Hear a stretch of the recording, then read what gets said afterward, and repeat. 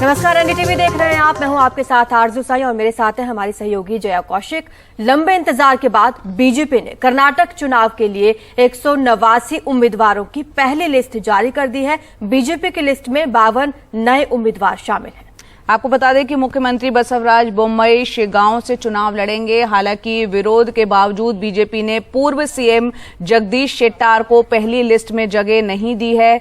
BS Yediyurappa के बेटे BY Vijendra Yediyurappa की जो परंपरागत सीट रही है शिकारीपुरा, वहां से उम्मीदवार उनको बनाया गया है और वहीं पहली लिस्ट में किसी मुस्लिम प्रत्याशी को अभी मौका नहीं मिला है। केंद्रीय मंत्री धर्मेंद्र प्रधान ने दिल्ली में उम्मीदवारों के नामों का ऐलान किया। बीजेपी की लिस्ट को लेकर कई दिन से सस्पेंस था। बीजेपी की पहली लिस्ट में जातिगत समीकरणों का विशेष ध्यान रखा गया है। जिन उम्मीदवारों को टिकट दिया गया उनमें ओबीसी के 32 हैं, अनुसूचित जाति के 30 और अनुसूचित जनजाति के 16 उम्मीदवार शामिल हैं और 8 उम्मीदवार इनमें महिलाएं हैं।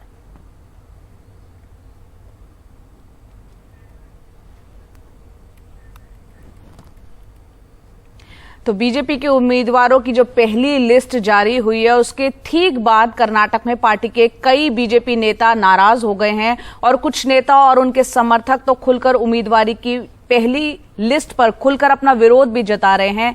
आपको बता दें कि एनआर रमेश को जयनगर से टिकट नहीं मिलने पर उनके समर्थकों ने अपने घर के बाहर विरोध प्रदर्शन किया।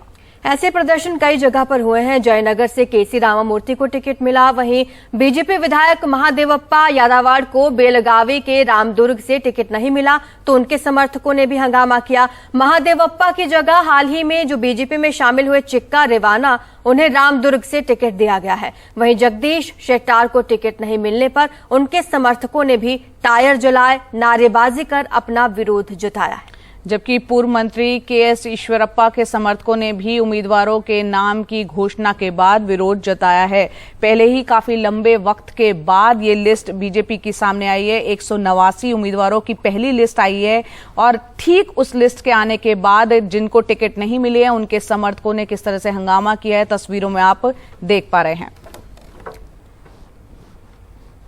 और इस वक्त हमारे वरिष्ठ सहयोगी अखिलेश शर्मा हमारे साथ जुड़ रहे हैं।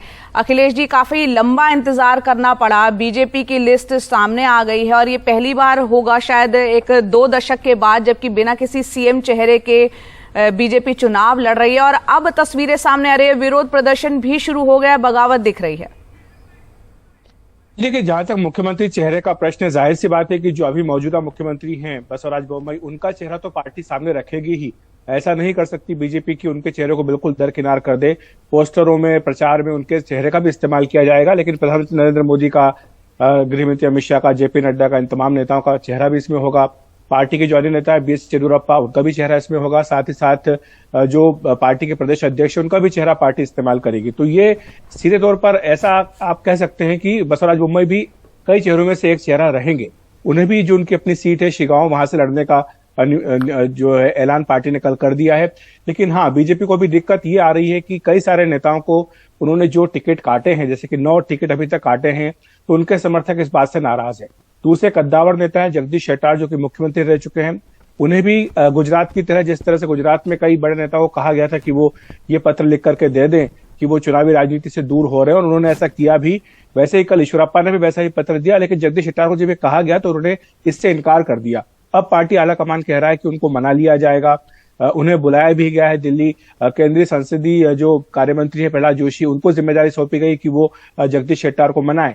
और इसी के साथ बीजेपी ने एक और जो बड़ी रणनीति में बदलाव किया है वो ये है कि जो कांग्रेस के 2 दिग्गज नेता हैं, जो कि दोनों ही मुख्यमंत्री पद के दावेदार हैं, सिद्धरमैया और डीके शिव कुमार, उन दोनों के ही खिलाफ अपने 2 ताकतवर मंत्रियों को उतारा है। तो आर अशोक जो है वो, और साथ ही रमन सोमन्ना, ये दोनों ही जो नेता हैं ये चुनाव लड़ेंगे उनके खिलाफ, और इनको 2-2 सीटों से चुनाव लड़ने का बीजेपी ने कल ऐलान किया। तो रणनीति इसके पीछे यही है कि दोनों ही कद्दावर नेताओं को अपने अपने चुनाव क्षेत्रों में बांध कर रखा जाए, और इसीलिए इन 2 बड़े नेताओं को इनके खिलाफ उतारा गया है।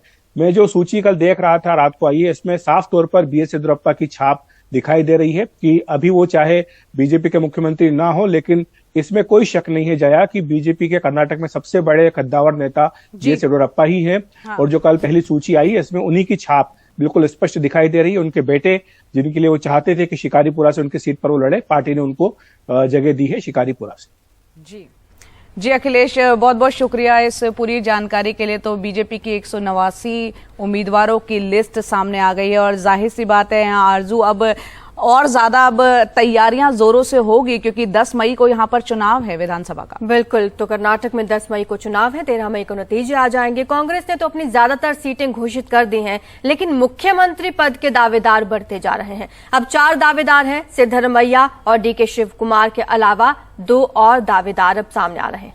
बिल्कुल, लेकिन यहाँ भी संकट और सवाल बीजेपी के सामने भी है, वहां कौन बनेगा उम्मीदवार। तो यहाँ पर 4 कॉम्पिटिटर जहां कांग्रेस में है, वहीं बीजेपी में भी कौन उम्मीदवार होगा, चेहरा होगा सीएम का, वहां भी यही प्रतियोगिता, एक कंपटीशन देखने को मिल रहा है। देखते हैं निहाल किदवई की विस्तार से रिपोर्ट। येदियुरप्पा के बाद ईश्वरप्पा भी चुनावी राजनीति से दूर होने का ऐलान कर चुके हैं। मौजूदा मुख्यमंत्री बसवराज बोम्मई के साथ पार्टी खड़ी नजर नहीं आती। यानी 2 दशकों में पहली बार कर्नाटका में बीजेपी बिना मुख्यमंत्री के संभावित उम्मीदवार के मैदान में उतरने जा रही है। लेकिन बीजेपी में अगर कोई मुख्यमंत्री पद का उम्मीदवार नहीं है, तो कांग्रेस में मुख्यमंत्री पद के 4 दावेदार हो गए हैं। डीके शिव कुमार, जो प्रदेश कांग्रेस अध्यक्ष हैं, सिद्धरमैया, कांग्रेस विधायक दल के नेता, एमबी पाटिल, लिंगायत नेता और पूर्व गृह मंत्री, मल्लिकार्जुन खड़गे, कांग्रेस के राष्ट्रीय अध्यक्ष। हालांकि इस बार उन्होंने खुद दावेदारी नहीं की है, बल्कि उनका नाम आगे बढ़ाया है डीके शिव कुमार ने। अब बीजेपी सिद्धरमैया और डीके शिव कुमार के साथ जेडीएस नेता कुमारस्वामी के खिलाफ मजबूत उम्मीदवार उतारेगी। Let them put. What is there? जिसको बीजेपी चाहे उतारे, मुख्यमंत्री एक ही बनेगा। Finally, only one will become chief minister. 4 CM का कैंडिडेट है। एक तो डीके शिव कुमार है, दूसरे सिद्धरामैया है, तीसरे वाले आए एमपी पाटिल। मैं भी सीएम का कैंडिडेट हूँ ऐसे बताया, एंड 4 वाले तो हमारा खड़गे हैं। इसीलिए उधर तो सीएम का रेस में ज्यादा फाइट हो रहा है। कांग्रेस नेता सिद्धरमैया के खिलाफ कुमारस्वामी भी उम्मीदवार बदलने जा रहे हैं। कांग्रेस में मुख्यमंत्री पद के कई दावेदार हैं। बीजेपी और जेडीएस ने साफ कर दिया है कि इन सबों के खिलाफ मजबूत उम्मीदवार उतारे जाएंगे, ताकि उन्हें चुनौती दी जा सके। जेडीएस अगर साझा सरकार बनाती है तो मुख्यमंत्री कुमारस्वामी होंगे, ये भी तय है। लेकिन समस्या बीजेपी के साथ है। पिछले 2 दशकों के दौरान ऐसा पहली बार हो रहा है जब चुनाव से पहले बीजेपी के नेता ये तय नहीं कर पा रहे हैं कि उनका मुख्यमंत्री पद का संभावित उम्मीदवार कौन होगा। बेंगलुरु से कैमरामैन गोविंद मूर्ति के साथ निहाल किदवई, एनडीटीवी इंडिया। और अब बात कर लेते हैं राजस्थान की, जहां अपनी ही सरकार के खिलाफ मोर्चा खोलने के बाद सचिन पायलट आज दिल्ली आ रहे हैं। उनकी पार्टी के किसी बड़े नेता या पदाधिकारी से मुलाकात का हालांकि कोई कार्यक्रम अभी तय नहीं है, लेकिन मुलाकात की संभावना जरूर जताई जा रही है। इधर राजस्थान के मुख्यमंत्री अशोक गहलोत आज एक प्रेस कॉन्फ्रेंस को संबोधित करेंगे। इसके लिए खास तौर पर दिल्ली से भी एक पार्टी प्रवक्ता जयपुर जा रहे हैं। कल सचिन पायलट ने वसुंधरा राजे सरकार के समय हुए भ्रष्टाचार के मामलों की जांच की मांग को लेकर अपनी ही सरकार के खिलाफ 1 दिन का अनशन किया था। और वहीं दूसरी तरफ मुख्यमंत्री अशोक गहलोत ने उन्हीं टाइमिंग को ध्यान में रखते हुए राजस्थान के लोगों के लिए जन कल्याणकारी योजनाओं का जिक्र किया और ट्वीट किया और अपना एक वीडियो जारी कर बयान जारी किया।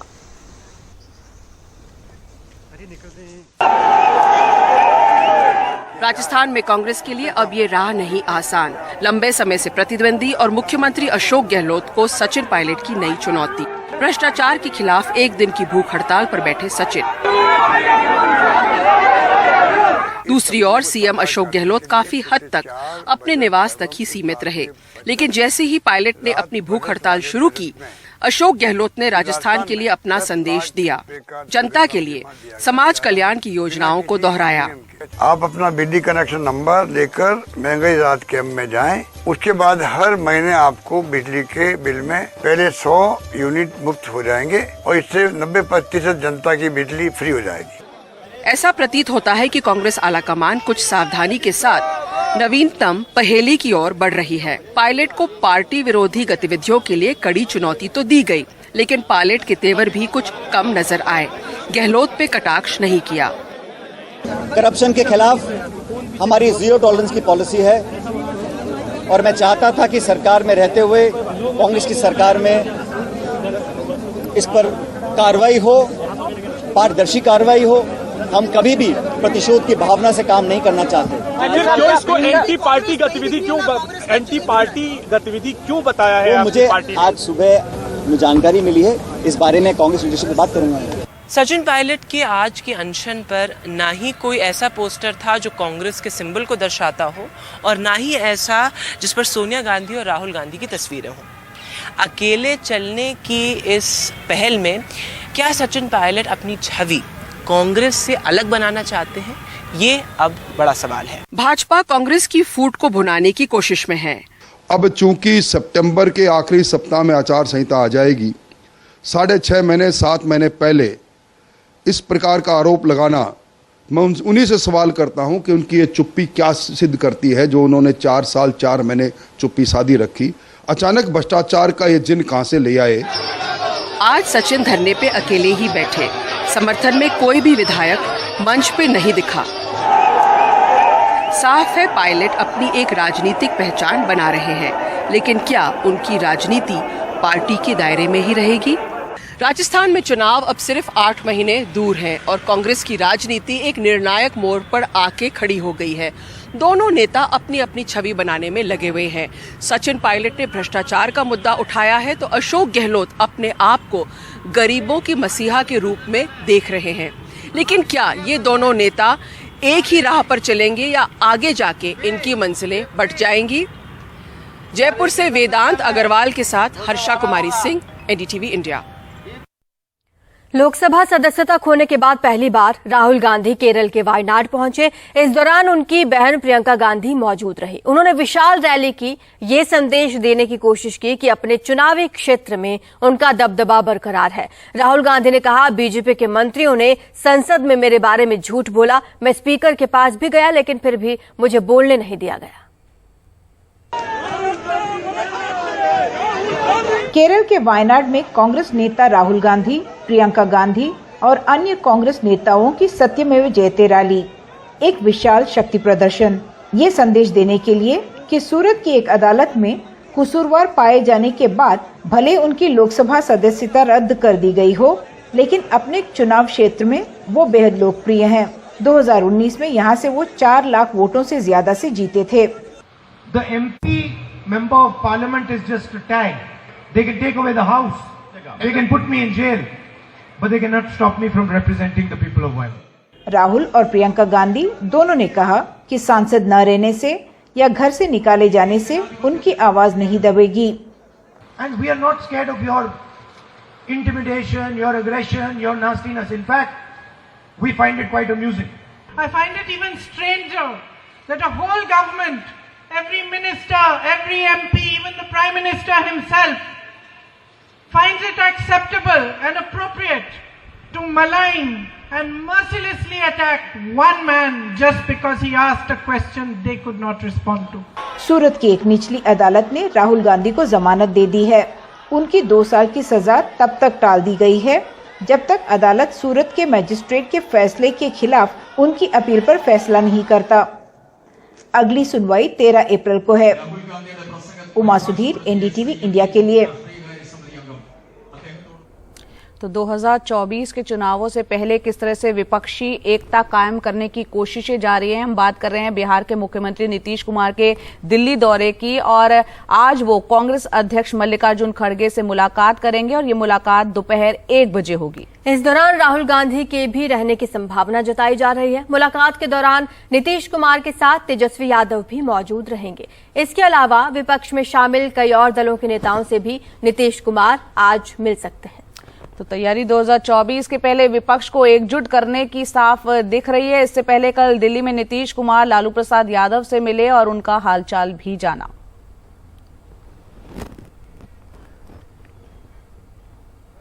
मुंबई में महाविकास अघाड़ी से जुड़े राजनीतिक दलों ने मशाल मार्च निकालकर अपनी एकजुटता और ताकत का प्रदर्शन किया। इस मार्च में कई दलों ने हिस्सा लिया है। बिल्कुल, इस मार्च में कांग्रेस और साथ ही शिवसेना, उद्धव गुट, राष्ट्रवादी कांग्रेस, एनसीपी इसमें शामिल हुई। इसके अलावा भारतीय कम्युनिस्ट पार्टी भी इसमें थी, Samajwadi party, Janata Dal secular, RPI, तमाम दल इसमें शामिल हुए और 10 से ज्यादा दल शामिल हुए। देखते हैं उस पर रिपोर्ट।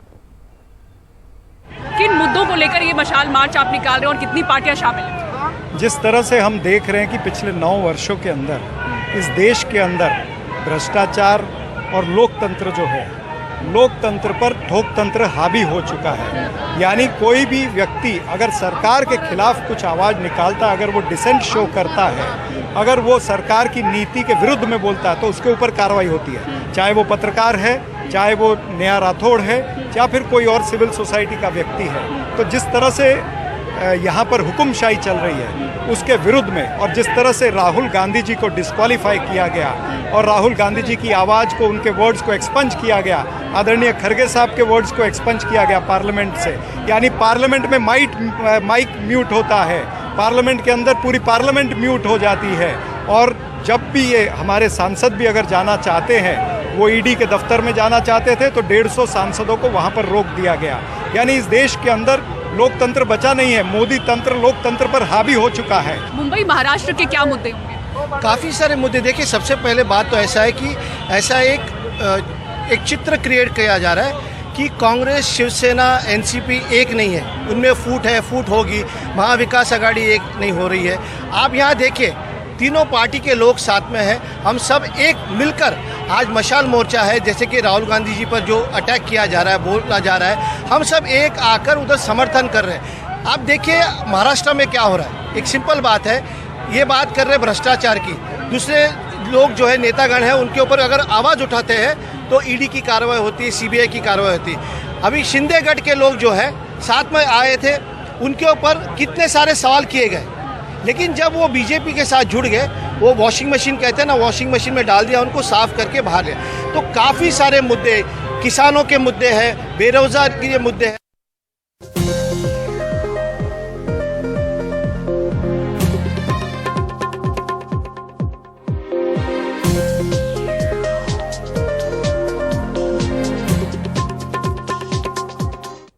केंद्रीय गृह मंत्री अमित शाह ने कल असम के डिब्रूगढ़ में बीजेपी कार्यालय के शिलान्यास समारोह में हिस्सा लिया और इस दौरान उन्होंने कांग्रेस और राहुल गांधी पर हमला बोला। उन्होंने कहा कि राहुल गांधी विदेश जाकर देश की बुराई करते हैं। अगर ऐसे ही चलता रहा तो पूरे देश से कांग्रेस साफ हो जाएगी। जिस प्रधानमंत्री ने पूरी दुनिया में भारत को यश दिलाया, भारत को सुरक्षित किया, नॉर्थ ईस्ट के अंदर से आतंकवाद को समाप्त कर दिया, नॉर्थ ईस्ट में 50 से ज्यादा बार आकर नॉर्थ ईस्ट के विकास को गति दी, नॉर्थ ईस्ट के अंदर अनेक प्रकार की योजना लेकर आए, उस प्रधानमंत्री जी को एक कांग्रेस वाले कहते हैं मोदी तेरी कब्र खुदेगी। आपकी माताजी ने भी ये कर देख लिया, राहुल बाबा जितना भी गाली निकालोगे कमल उतना ही ज्यादा जोर से खिलकर बाहर आएगा। इस बयान से केंद्रीय गृह मंत्री ने साफ कर दिया कि आने वाले 2024 में बीजेपी के चुनावी मुद्दा क्या रहेगा।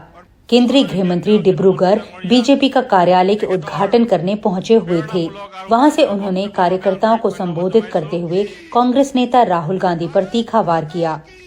अब राहुल बाबा ने पूरे देश की यात्रा करी, बाद में ये 3 राज्यों के चुनाव आए, कांग्रेस पार्टी का सुपड़ा साफ हो गया। मुझे बताओ असम वालों, डिब्रूगढ़ वालों, देश के किसी भी देशभक्त नागरिक ने विदेश में जाकर देश की बुराई करनी चाहिए क्या? बताओ जरा, करनी चाहिए? जोर से बोलिए, करनी चाहिए? राहुल बाबा अभी भी समझ जाओ, सिर्फ नॉर्थ ईस्ट से सुपड़ा साफ हुआ है, यही रास्ते पर चले तो देश भर में सुपड़ा साफ हो जाएगा। कभी उत्तर पूर्व में कांग्रेस का राज होता था, लेकिन अब 8 राज्यों में बीजेपी की या फिर उसके समर्थन से चल रही सरकारें हैं। हाल में त्रिपुरा, नागालैंड और मेघालय के चुनावों में कांग्रेस को हार का सामना करना पड़ा है। नॉर्थ ईस्ट से सुपड़ा साफ हुआ है। केंद्रीय गृह मंत्री ने बताया कि किस तरह मोदी सरकार उत्तर पूर्व के राज्यों में विकास के लिए लगातार काम कर रही है। कांग्रेस सरकार 36,000 करोड़ रुपए का बजट उत्तर पूर्व को देती थी, लेकिन मोदी सरकार ने इसे बढ़ाकर 76,000 करोड़ रुपए कर दिया। 2014 के बाद से करीब 2,65,000 करोड़ रुपए नॉर्थ ईस्ट के इंफ्रास्ट्रक्चर के लिए मोदी सरकार दे चुकी है। साथ ही पूर्वोत्तर क्षेत्र विकास मंत्रालय के बजट में 65% का इजाफा हुआ है। कभी उग्रवाद का गढ़ माने जाने वाला असम में स्थिति बदली है और इसका नतीजा है कि असम के 76% इलाकों में से AFPS से हटा दिया गया है।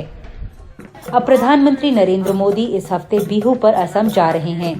असम में लोकसभा की 14 सीटें हैं। बीजेपी का मानना है कि 2024 में उसे इनमें से 12 सीटों में विजय हासिल होगी। नई दिल्ली से नीता शर्मा, NDTV इंडिया के लिए। आगे जाने का भी प्रयास करूंगा। और अब बात कर लेते हैं अतीक अहमद की, जिसे आज फिर से प्रयागराज लाया जा रहा है। चर्चित उमेश पाल हत्याकांड में यूपी पुलिस कड़ी सुरक्षा के बीच अतीक को गुजरात के साबरमती जेल से प्रयागराज लेकर आ रही है। और इस बीच अतीक अहमद ने मीडिया के सामने कहा है कि यूपी पुलिस उसे जान से मारना चाहती है। अतीक ने कहा कि उसकी पेशी वीडियो कॉन्फ्रेंसिंग के जरिए होनी चाहिए। अतीक अहमद की एक बहन ने अदालत में सरेंडर की अर्जी भी दी है। वहीं उसके भाई अशरफ की भी आज पेशी है। उसे भी बरेली जेल से प्रयागराज लाया जा रहा है। यूपी पुलिस अब अतीक के रिमांड की भी आज मांग कर सकती है। साबरमती जेल में मुझको बहुत परेशान किया जा रहा है, त्रास दिया जा रहा है। कोई फोन हमने वहाँ से नहीं किया, वहाँ जैमर लगे हुए हैं, कोई साजिश जेल से नहीं बची। 6 साल से मैं जेल में हूँ, मेरा पूरा परिवार बर्बाद हो चुका है। सरकार ने कहा मट्टी में मिला देंगे, तो मट्टी में तो मिल गए, अब मट्टी में मिलने के बाद रगड़े जा रहे हैं।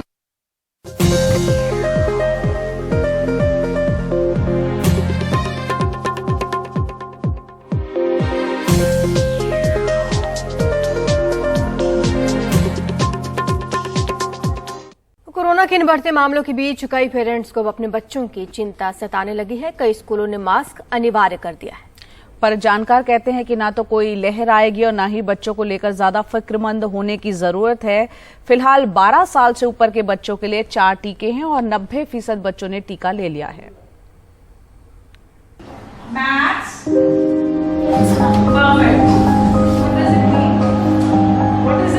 कोरोना के बढ़ते मामलों के बीच स्कूल की चिंता। कुछ स्कूलों में मास्क की वापसी हो गई है।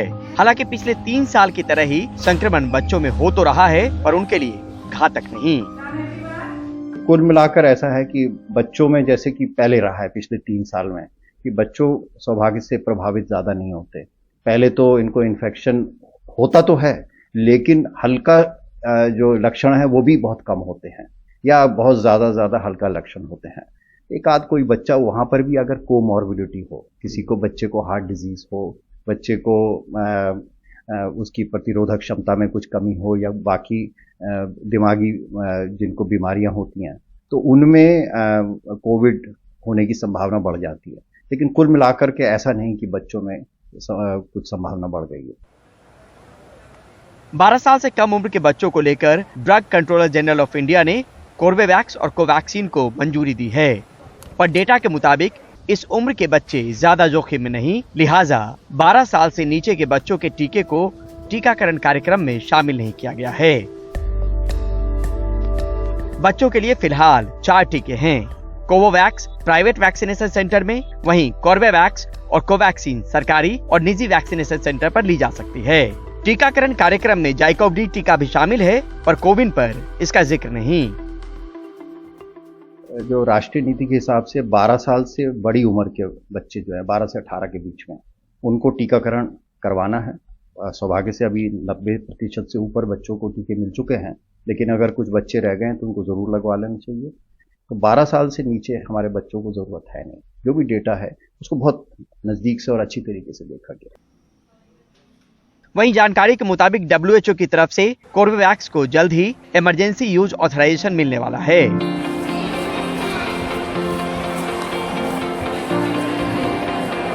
संक्रमण के इस दौर में एहतियात जरूरी है, पर न तो किसी नई लहर की दस्तक है और न ही बच्चे ज्यादा खतरे में। नई दिल्ली से परिमल कुमार, NDTV इंडिया। आगे बढ़ते हैं। नेशनल करिकुलम फ्रेमवर्क का जो प्री ड्राफ्ट है वो शिक्षा मंत्रालय ने जारी कर दिया है और सुझाव भी मांगे हैं। इसरो प्रमुख के कस्तूरी रंजन की अध्यक्षता वाली समिति ने इसको तैयार किया है और मौका 5वां है जब फ्रेमवर्क को संशोधित किया जाना है। इसमें खास बात यह है कि छात्र अपनी पसंद से विषयों का चयन कर सकते हैं। परीक्षा के तनाव को दूर करने की कोशिश। अब तक साल में एक बार होने वाली बोर्ड परीक्षा नेशनल करिकुलम फ्रेमवर्क के अमल में आने के बाद 2 बार होंगी। साथ ही 9वीं और 10वीं के छात्रों को हर साल 8 पेपर पास करने की सिफारिश की गई है। अभी फिलहाल कक्षा 10 में कम से कम 5 विषयों को ही पास करना होता है। अब सीनियर सेकेंडरी लेवल पर केवल साइंस, ह्यूमैनिटीज और कॉमर्स स्ट्रीम का बंधन नहीं रहेगा, बल्कि छात्र अपनी पसंद से विषयों का कॉम्बिनेशन बना सकता है। मसलन साइंस का छात्र आर्ट्स और कॉमर्स के विषय भी चुन सकता है। 12वीं के फाइनल रिजल्ट में 11वीं के रिजल्ट का भी कुछ वेटेज देने की बात है। ठीक ऐसे ही 10वीं के रिजल्ट में 9वीं के रिजल्ट का कुछ वेटेज देने की बात भी है। महीने में 2 शनिवार को हाफ डे मॉडल भी फॉलो किया जा सकता है। लिखित परीक्षा की शुरुआत कक्षा 3 से होगी। 6ठी कक्षा से मल्टीपल चॉइस के सवाल परीक्षा में पूछे जाएंगे। यही नहीं, परीक्षा में MCQ की संख्या बढ़ाई जाएगी, दीर्घ प्रश्नों की वेटेज कम होगी। 3 types of courses they have given. Few are mandatory, few are vocational, few are choice based. Right. ये बच्चों के लिए बहुत अच्छा है क्योंकि बच्चे अपनी क्यूरियोसिटी, अपनी इंक्विजिटिवनेस, अपने पैशन, इंटरेस्ट के हिसाब से सब्जेक्ट सिलेक्ट कर सकते हैं, ना कि अगर साइंस पढ़ना है तो physics, chemistry, maths and computer science ही पढ़ना है ना। अगर कॉमर्स वाला बच्चा पायलट बनना चाह रहा है तो हम उसको फिजिक्स दे सकते हैं, या साइंस वाला बच्चा लीगल स्टडीज पढ़ सकता है। NCF में और भी ज्यादा चॉइसेस बच्चों को मिल रहा है। नेशनल करिकुलम फ्रेमवर्क में क्लास की टाइमिंग से लेकर छात्रों के मूल्यांकन और बाकी गतिविधियों के लिए भी दिन निर्धारित करने की सिफारिश भी शामिल है, लेकिन कुछ शिक्षाविद आपत्तियां भी उठा रहे हैं। खासकर 10वीं में जिस तरह का एक प्रारूप बना है कि इसमें अब 16 तरह के कोर्स आपको करने हैं, 8 डिसिप्लिनरी एरियाज दिए हैं, और सबसे ज्यादा ये कि जो इतने सारे चॉइसेस दिए हैं उसमें कोई भी एक स्कूल 3 कैटेगरीज के अंडर एक करिकुलम एरिया लेके वो स्कूल चला सकता है शुरू में जी। तो वो जो है ना, वही सबसे दिक्कत है। फ्लेक्सिबिलिटी अच्छी है। दूसरा जो कहा जाता है कि in principle exam on demand, उसके पक्ष में हम नहीं है। बहुत कुछ सेंट्रलाइज ना किया जाए। तो बदलते वक्त के साथ बदलाव की एक कोशिश बच्चों की चुनौती और मुश्किलों को कम करने को लेकर है, पर सुझाव अभी आने बाकी हैं। नई दिल्ली से परिमल कुमार, NDTV इंडिया। भिंड से पेरिस, 18 साल के राजू भदौरिया का ये सफर सपनों की उड़ान जैसा है। पेरिस में आयोजित घुड़सवारी प्रतियोगिता में राजू ने हिस्सा लिया। बिल्कुल, और राजू ने न सिर्फ हिस्सा लिया बल्कि सोने का तमगा भी अपने नाम कर लिया। देखते हैं अनुराग द्वारी की रिपोर्ट। भिंड के हरपालपुरा गांव से भोपाल और वहां से पेरिस का सफर। 18 साल के राजू भदौरिया 2015 में भोपाल आए। मामा भोपाल की घुड़सवारी अकादमी में काम करते हैं। बस यहीं से उनके सपनों ने नई सवारी की। एक घुड़सवार उसके मामा ने नौकरी करते हो भोपाल, वहाँ से ये बाकी मामा ने बैठा घोड़े। राजू राष्ट्रीय स्तर पर पुरस्कार जीत चुके हैं। मध्य प्रदेश सरकार ने उन्हें एकलव्य पुरस्कार से नवाजा है। राजू ने पेरिस में हुई प्रतियोगिता में घोड़े पर सवार होकर 23 पेनल्टी के साथ गोल्ड मेडल अपने नाम किया। परिवार उनकी इस उपलब्धि को साझा कर रहा है।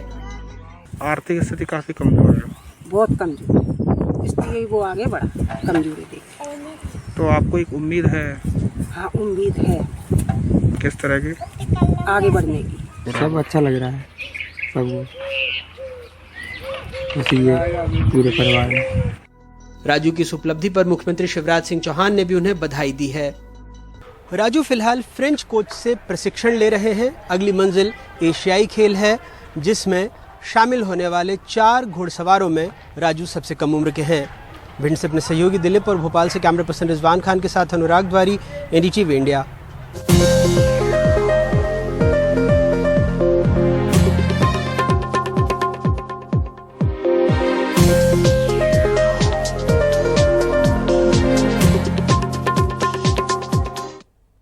शुरुआत हम कोविड के मामलों से कर रहे हैं, क्योंकि शारिक लगातार अब जो मामले हैं वो काफी तेजी पकड़ रहे हैं बढ़ने के। बीते 24 घंटों की अगर बात करें तो 5,676 नए कोरोना के केस सामने आए, जबकि 12 मरीजों की मौत हो गई है।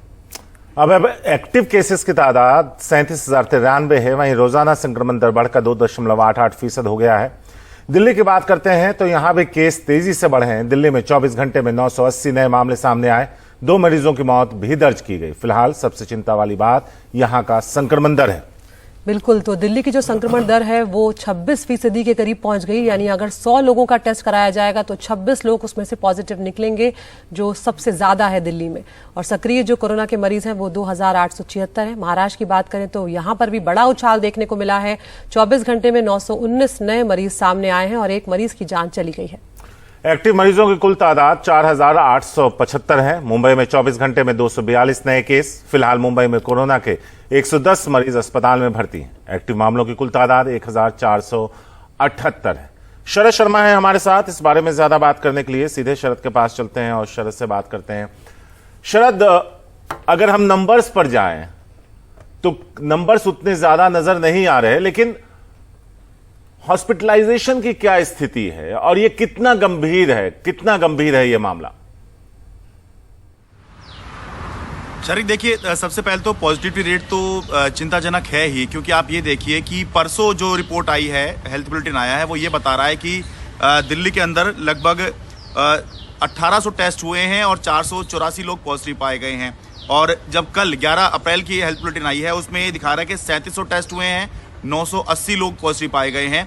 तो दोनों ही दिन में भले ही टेस्ट कम हो रहे हैं, ज़्यादा हो रहे हैं, टेस्ट की संख्या दोगुनी भी हो जा रही है, तो भी पॉजिटिविटी रेट जो है वो 26% पाया जा रहा है। यानी कि टेस्ट कराने वाला हर चौथा व्यक्ति जो है वो संक्रमित पाया जा रहा है। जहाँ तक बात है हॉस्पिटलाइजेशन की, यानी कि लोग हॉस्पिटल में कितना पहुँच रहे हैं, तो ये एक राहत की स्थिति है यहाँ पर, क्योंकि भले ही लगातार मामले बढ़ रहे हैं लेकिन हॉस्पिटल में लोग बहुत ज़्यादा नहीं जा रहे हैं, जिससे कि ये दिखाई दे रहा है कि मामला सीरियस नहीं हो रहा है।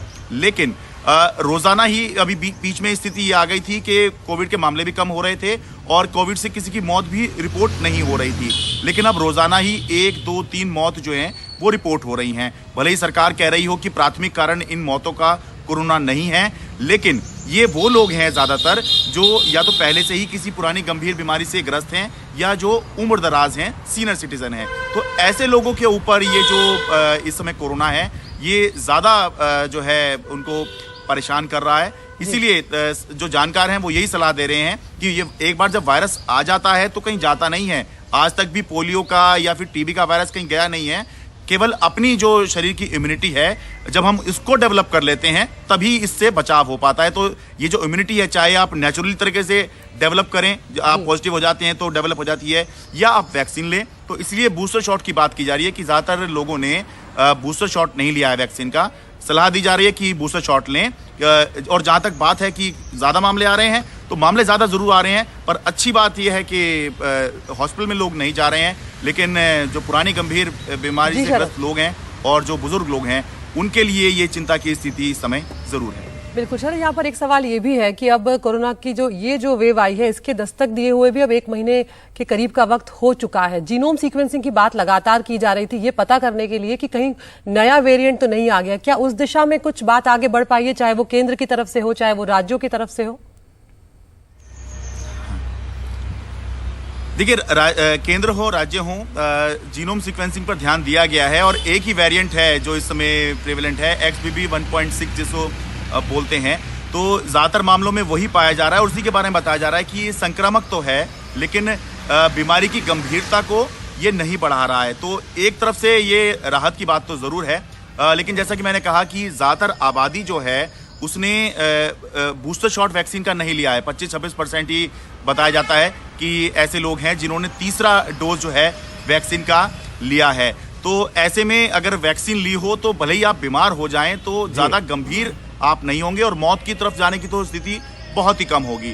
तो इसीलिए जो जानकार हैं वो यही बता रहे हैं कि अभी का वेरिएंट जो है संक्रामक है और कोरोना कहीं जाएगा नहीं। एक बार जो वायरस आ जाता है वो कहीं जाता नहीं है, वो समाज में रहता है, संसार में रहता है। बस अपनी इम्यूनिटी जो है हम किस तरह से विकसित करते हैं उसके प्रति ये हम पर डिपेंड करता है और उसी से जो है हम इन वायरस से बच पाते हैं। तो किस तरह से हमें बचना है इसके बारे में हमें सोचना होगा, क्योंकि आज एक वेरिएंट है, कल को दूसरा वेरिएंट आ जाएगा, फिर एक और वेरिएंट आ जाएगा, ये चलता ही रहेगा। हमें अपने बारे में सोचना है, वेरिएंट के बारे में नहीं सोचना है। शुक्रिया शरद। और खुद के बारे में खुद सोचा जाए, क्योंकि जहां तक सरकार के आंकड़े और सरकार की दलील की जिन लोगों की मौत अभी हुई है उसकी प्राथमिक वजह अदिति कोरोना नहीं है, तो हमने पिछले दिनों देखा है कि लाशों के अंबार लगे थे लेकिन नंबर्स जो हैं वो कहीं और बताए जा रहे थे। तो ऐसे में सरकार के आंकड़ों पे या उनके भरोसे पे कितना भरोसा किया जाए, ये भी एक सवाल है।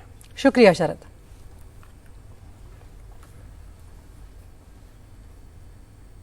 आगे बढ़ते हैं, मुंबई की बात करते हैं, जहां पर गर्मी जो है वो सितम ढाना शुरू कर चुकी है। अधिकतम पारा 36 डिग्री सेल्सियस तक पहुंच रहा है। और इस बीच बढ़ते कोरोना ने मुंबई में मास्क की वापसी करवाई है। बीएमसी की हाई लेवल बैठक में कोविड को लेकर कई अहम फैसले हुए। मुंबई की चिलचिलाती गर्मी में मास्क का दौर फिर लौट रहा है। फिलहाल बुजुर्गों से मास्क पहनने की गुजारिश की गई है और बीएमसी के अस्पतालों में इसे अनिवार्य कर दिया गया है। वैसे लोग कहते हैं कि कोरोना का डर अब खास बचा नहीं, लेकिन बीएमसी की अपील मानेंगे।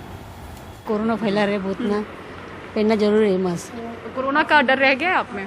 नहीं, इतना डर नहीं है क्या, होता तो हो रहा है अभी। आदत हो गया ना अभी उसका, तो आदत हो गई है कोरोना के साथ जीने की। हाँ, तो क्या करें, जीना ही पड़ेगा ना उसके साथ। पहनना चाहिए, अब सब जगह फैल रहा है, कोरोना फैल रहा है तो और थोड़ा देर पहनना चाहिए मास्क। कोरोना के साथ तो अभी जीना ही पड़ेगा, काम तो करना ही है। कि कोरोना में बहुत जन की जॉब भी गई है, तो इसके लिए तो बहुत दिक्कत परेशानी बहुत हो गई है, तो उसकी वजह से काम तो करना ही है। बीमारी का आंकड़ा बढ़ रहा है बोले तो लगानी चाहिए। डर है तो क्या करेगा, 4 दिन जिंदगी जीने का है। हाँ, तो पहन लेती मैं। अपन घर पे जा रहे तो अपने को जो पहले प्रिकॉशन ले रहे थे अपने को वो भी प्रिकॉशन लेना पड़ेगा, क्योंकि अपन तो हेल्थ वर्क करे, अपन इधर काम करे, लेकिन घर पे जो काम नहीं कर रहे, घर से बाहर नहीं निकल रहे, उसको भी अपन इम्पैक्ट नहीं करना चाहिए। मास्क का इस्तेमाल ये जो है वो प्रोटेक्शन के लिए है, तो सफोकेशन या ऐसी कोई तकलीफ मास्क से नहीं होती है, वो एक आपका ही डिफेंस मैकेनिज्म है, तो उससे की तकलीफ नहीं है। और दूसरी बात यह है कि ये जो इस्टेब्लिशमेंट है, जो ऑफिसेस हैं, हॉस्पिटल्स हैं, these are the more prone area for the infection. Corona virus को लेकर बीएमसी की बड़ी बैठक हुई, जिसमें तय हुआ कि सभी अस्पतालों में ऑक्सीजन प्लांट काम कर रहे हैं या नहीं, सही आपूर्ति हो रही है या नहीं, इसका ऑडिट होगा।